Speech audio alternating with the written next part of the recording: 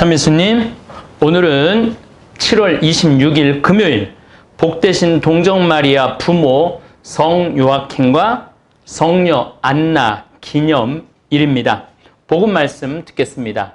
마테오가 전한 거룩한 복음입니다. 그때 예수님께서 제자들에게 말씀하셨다.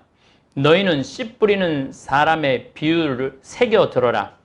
누구든지 하늘나라에 관한 말을 듣고 깨닫지 못하면 악한 자가 와서 그 마음에 뿌려진 것을 빼앗아 간다. 길에 뿌려진 씨는 바로 그러한 사람이다. 돌밭에 뿌려진 씨는 이러한 사람이다. 그는 말씀을 들으면 곧 기쁘게 받는다. 그러나 그 사람 안에 뿌리가 없어서 오래가지 못한다. 그래서 말씀 때문에 환난이나 박해가 일어나면 그는 곧 걸려 넘어지고 만다. 가시덤불 속에 뿌려진 씨는 이러하다. 그는 말씀을 듣기는 하지만 세상 걱정과 재물의 유혹이 그 말씀에 숨을 막아버려 열매를 맺지 못한다. 좋은 땅에 뿌려진 씨는 이러하다. 그는 말씀을 듣고 깨닫는다. 그런 사람은 열매를 맺는데 어떤 사람은 100배, 어떤 사람은 60배, 어떤 사람은 30배를 낸다. 주님의 말씀입니다. 그리스도님 찬미합니다. 오늘은 성모님의 어머니 안나와 요아킴 축일입니다. 제가 존경하고 사랑하는 우리 동창 이기수 요아킴 시부님의 축일이기도 합니다. 시부님이 이스라엘 성지순례를 가도 제일 억울한 일은 예루살렘에 성 안나 성당까지는 있는데 남편인 요아킴 성당은 왜 없느냐고. 마리아의 남편 요셉 성인도 참 마리아는 그냥 엄청나게 드러나는데 요셉 성인은 그렇게 많이 드러나지 않죠. 그래서 억울한 일을 많이 당했는데 마리아의 아버지 요아킴도 역시 마찬가지로 가장 많은 서름을 받은 성인이라고 항변을 합니다. 맞는 말씀인 것 같습니다. 15살밖에 안 된 처녀가, 그것도 약혼자가 있는 상태에서 딸이 임신한 사실이 드러났을 때 가장 당황한 것은 성모 마리아의 어머니 안나도 아닌 바로 아버지 요아킴 성인입니다. 중동 지역의 문화로 딸의 순결을 지키지 못한 아버지는 딸을 제일 먼저 돌로 쳐 죽여야 했습니다. 요즘 말하는 명예살인입니다. 약혼한 딸이 통계적으로 1년에 막 50만 명, 지금도 그렇게 5만 명 막 그렇게 명예살인으로 딸을 오빠가, 아버지가 죽인다고 그러죠. 약혼한 딸이 다른 남자와 바람이 나서 아기를 뱄으면 아버지나 오빠가 딸이나 여동생을 죽여도 어떤 법적 처벌도 받지 않는 것이 명예살인 중동의 문화입니다. 그러니 성모 마리아의 아버지인 요아킴은 얼마나 황당하고 앞이 깜깜했겠습니까?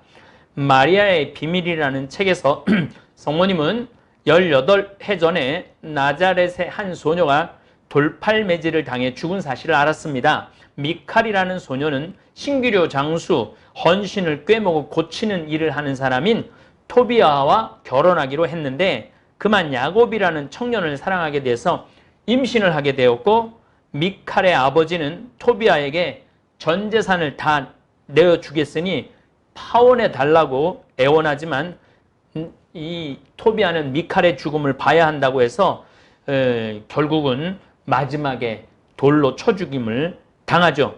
이때 성모 마리아의 아버지 요아킴은 이 끔찍한 장면을 보았고 딸 마리아의 임신은 데자뷰처럼 18년 만에 다시 자신의 사랑하는 딸에게 일어나는 사실에 대해 두려워하고 괴로워했습니다.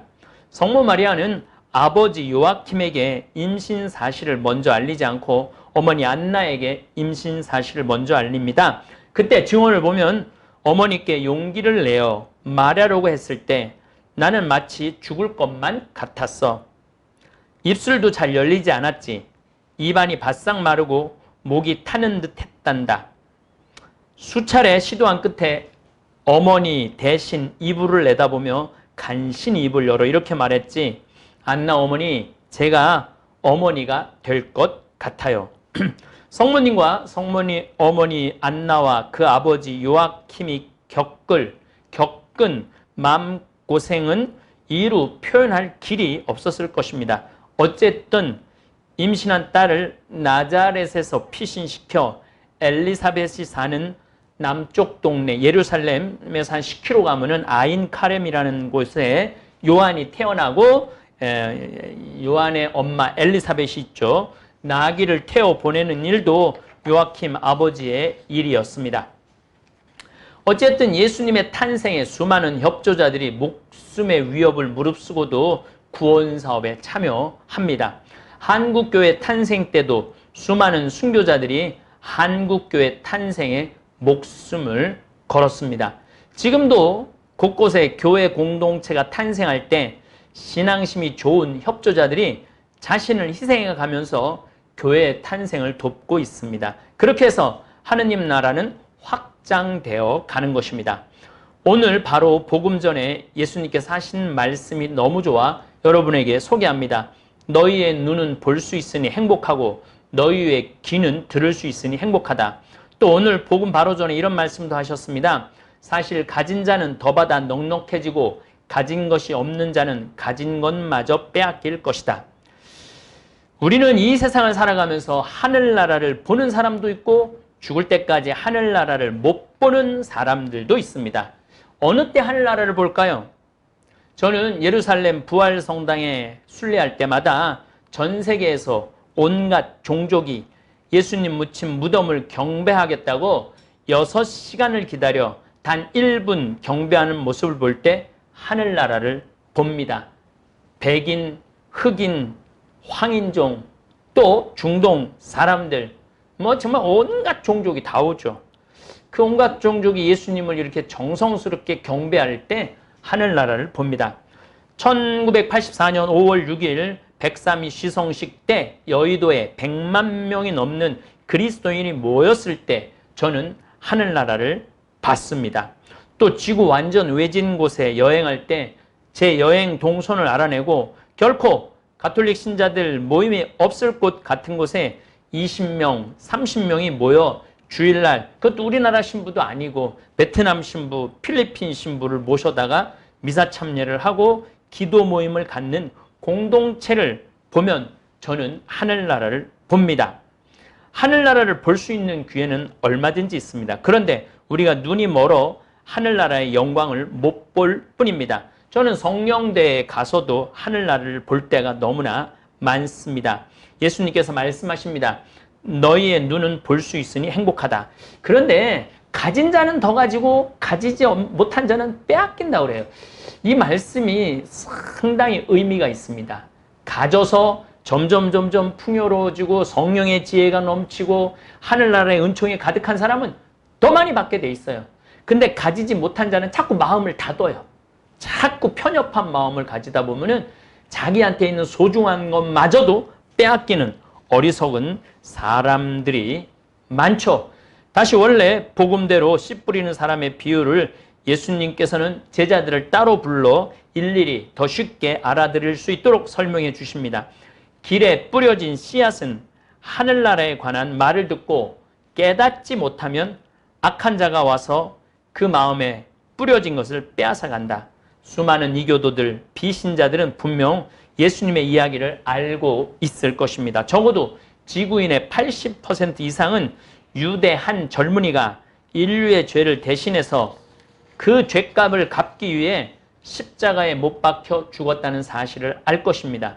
그런데 귀 기울이지 않는 사람들이 길에 뿌려진 씨앗들입니다. 두 번째로 돌밭에 뿌려진 씨앗입니다. 길보다 나은 환경은 그래도 밭은 밭인데 돌밭에 뿌려진 씨앗입니다. 이스라엘에 순례를 하다 보면 우리처럼 도보 순례를 하다 보면 정말 돌밭이 많습니다. 돌과 진흙이 엉겨 있는 밭들이 많습니다. 어쩔 수 없이 진흙밭에 떨어진 씨도 있고 돌 위에 떨어진 씨도 있습니다.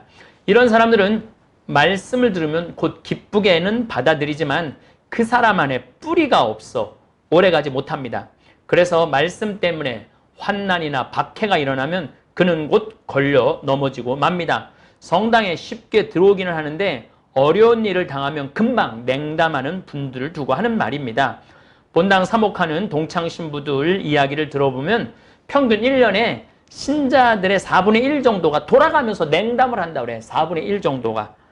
휴가철, 너무 더울 때, 정치적으로 예민할 때, 또 학생들 시험 기간에 미사 참여 숫자가 확 줄어든다고 그럽니다. 그럴 때마다 사람들이 바뀐대요. 사람들이. 그래서 정말 이 돌밭에 뿌려진 그 내적인 뿌리가 깊지 않은 거죠. 그리고 세 번째로 가시덤불에 뿌려진 씨는 말씀은 듣긴 하지만 세상 걱정과 재물의 유혹이 그 말씀에 숨을 막아버려 열매를 맺지 못한다고 설명을 해줘요.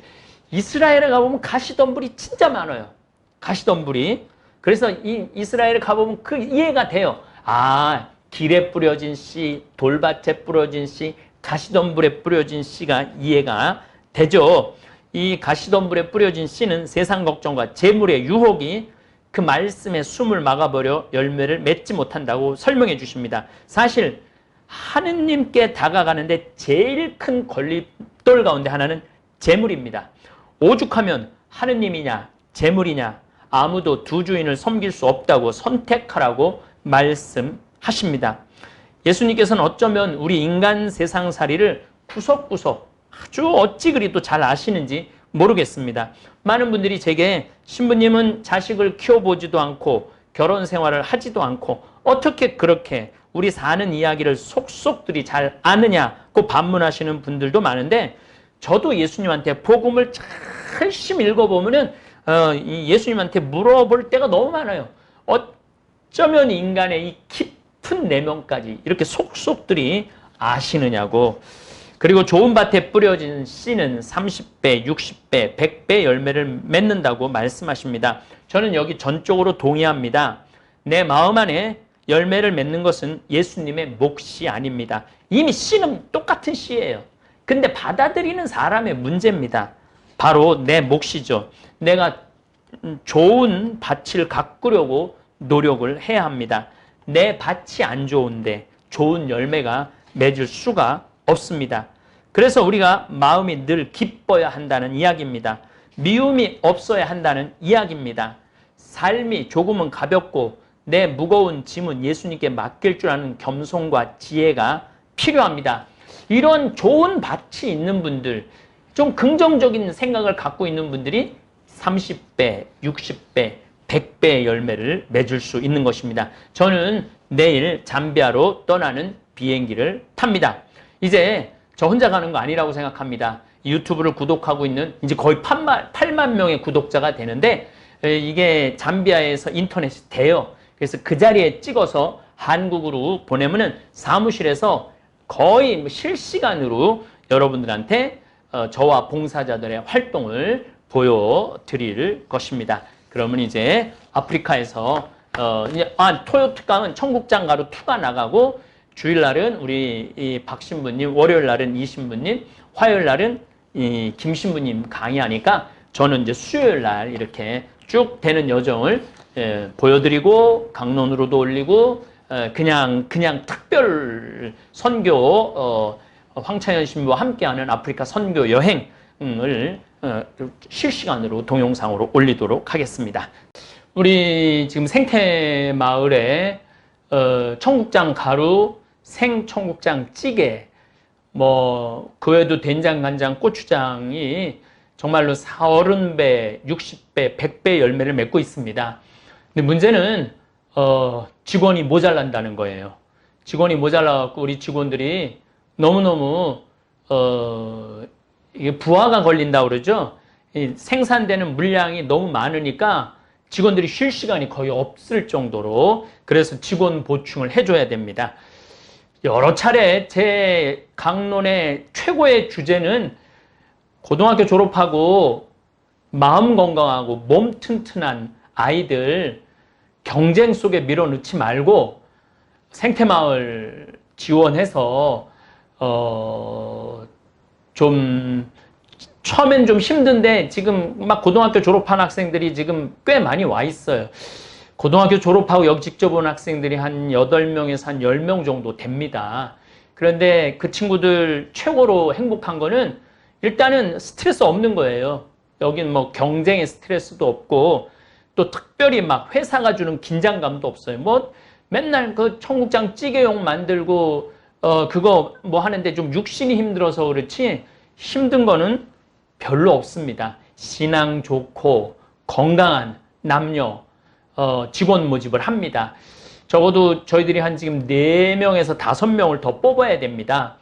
뭐 자꾸 되지도 않는 뭐 공기업 시험 보고 막 5번 떨어지고 10번 떨어지고 그렇게 좌절 자녀들 시키지 말고 우리 생태마을에 보내면, 우리 생태마을은 월급이 뭐 요즘 뭐 시급이 뭐 8,590원이라고 그러는데 우리 생태마을은 11,000원이에요. 최저임금이 11,000원이에요. 그렇기 때문에 본인이 뭐 처음부터도 최저임금을 받고 일하는 건 아니고, 또 시간이 지나고 나면은 어떤 직원은 지금 한 5년 열심히 일해갖고 지금 트럭을 사갖고 나가서 이제 운송업 하는 직원도 있고, 또 어떤 직원은 지금 고등학교 졸업한 친구들 얘기하는 거예요. 지금 4년째 열심히 일해갖고 집도 산 친구도 있고, 또 우리 이 여직원 둘은 여기서 열심히 일하고 재미나서 그런지 돈 모아서 스페인 산티아고 순례길도 걸어갔다 온 직원들도 있고, 또 이번에 또 아프리카 파견 가는 직원들도 있어요. 20일. 그래갖고 이 직원들이, 저는 그렇게 생각해요. 명문고등학교 1등, 뭐 명문 스카이 나오고, 또 뭐 정말로 삼성, 뭐 이런 일만 한다고 저는 행복하다고 생각하지 않아요. 이곳에서도 얼마든지 풍요롭고 자유롭고 행복할 수 있는 일자리가 있습니다. 그래서 여러분들 우리 생태마을에 많은 젊은이들을 지원했으면 좋겠어요. 우리는 고등학교를 졸업하나 대학을 졸업하나 대학원을 졸업하나 초월급은 똑같아요. 저는 학력을 구분하고 싶지 않은 신부예요. 그리고 저는 직원들을 뽑는 데 있어서 제가 관여하지 않아요. 그리고 이제는 아예 그 친구들의 경력을 아예 안 보고 자기소개서만, 대학을 어디 나왔든 고등학교를 어디 나왔든 전혀 관여하지 않아요. 그냥 자기소개서만 보고 그 사람만 보고 우리가 채용을 합니다. 물론 여기 생태마을에 뭐 이런 분들이 많이 지원을 해요. 우울증에 걸린 아이, 또 적응하지 못하는 아이. 그런데 우울증에 걸린 아이는 생태마을에 와서 치유 안 됩니다. 의사한테 가야 돼요. 사람 적응하지 못한 아이들은 그 어렸을 때부터 힘든 그런 여정이 있었기 때문에 그런 치료가 끝나고 건강한 상태에 와야지 애들이 여기서 잘 어울리고 직장 생활을 할 수 있는 것이죠. 그래서 여러분들 자녀들을 여기다 뭐 내다버린다, 아니면 여기다 맡겨버린다, 뭐 이런 생각을 하시면 안 돼요. 내 아이가 일하고 싶어하고, 누가 봐도 내 아이 착하고 건강하고 정말 마음 바른데, 정말 그런 마음 바른 데서 꽃필 수 있는 그런 공간이 우리 생태마을입니다. 그렇기 때문에 자녀들 취지가 안 된다고 막 구박하고 그러지 마시고, 아마 이제 지금 8명, 10명이 일을 하는데 이게 한 14명, 15명이 일을 하면은 훨씬 덜 힘들고 덜 기쁠 것입니다. 그래서 우리 생태마을 취직 전화번호를 이렇게 나가니까 전화로 문의하고, 그 다음에 편지로 이력서, 자기소개서만 보내면 돼요. 뭐 아마 가족증명서, 자기소개서만 보내면 돼요.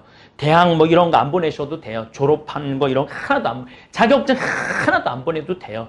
물론 우리가 아프리카를 가기 때문에 영어 잘하는 사람 필요로 하고, 그 다음에 또 컴퓨터 조작하는 사람 필요합니다.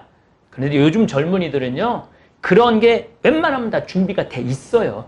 그래서 그런 거 저희들 그렇게 중요하지. 물론 우리도 유학 갔다 온 친구들 여기 많이 와서 일을 해요. 굉장히 기쁘게 일을 하고 또 의미 있는 일도 찾아서 제자리 잡는 친구들도 많습니다.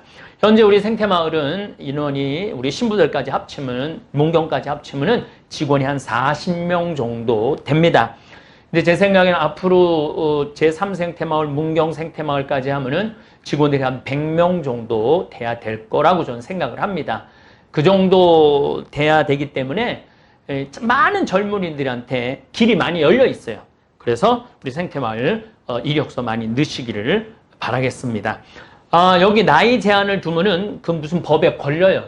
그런데 50, 60 되시는 분들이 많이 넣으세요. 그런데 우리가 거의 안 뽑아요.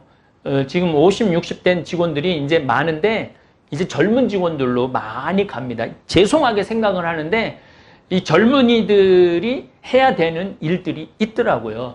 그래서 신부님 넣었는데 너무너무 섭섭해요. 뭐 그런 분들이 있는데 요거는 내가 그분들을 위한 팁을 하나 지금 준비하고 있어요.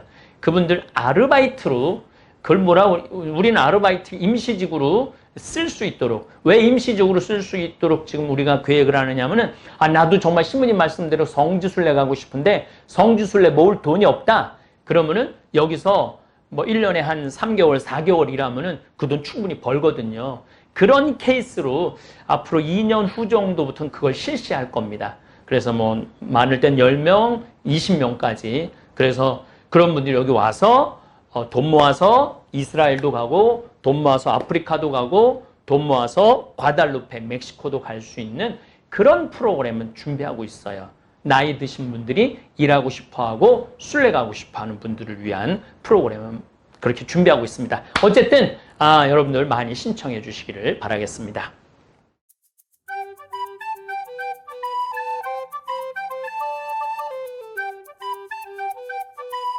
안녕하십니까. 여기는 제 사무실입니다. 우리 신부님들 세 분도 여기 다 있고 직원들 전화도 받는데 주방에서 팥빙수를 만들어 왔는데 직원들이 내가 그 팥빙수에다 청국장 가루 넣어 먹는 거 찍고 싶다 그래갖고 지금 찍는 중입니다. 여기는 제가 토요특강 강의 준비도 하고 자료도 찾고 또 매일미사 강론 원고도 치고 직원들하고 일하는 사무 공간입니다. 청국장 가루 한번 넣어서 진짜 맛있는지 내가 한번 먹어볼게.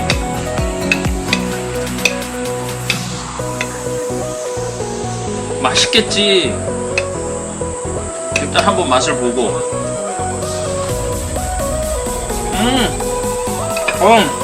맛있네. 진짜 맛있는데?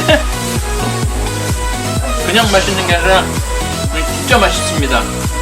그래서 이 청국장 가루를 많은 경우 된장찌개 마지막에 넣어서 드시는 분들도 있고 라면 끓여 먹을 때도 마지막에 청국장 가루를 넣어서 이렇게 섭취한다고 그러세요. 또 어떤 분들은 그 야채, 샐러드 할 때도 이 청국장 가루 넣어서 이렇게 드시는 분들도 생활 안에 여러 가지 방법으로 해서 드신다고 합니다.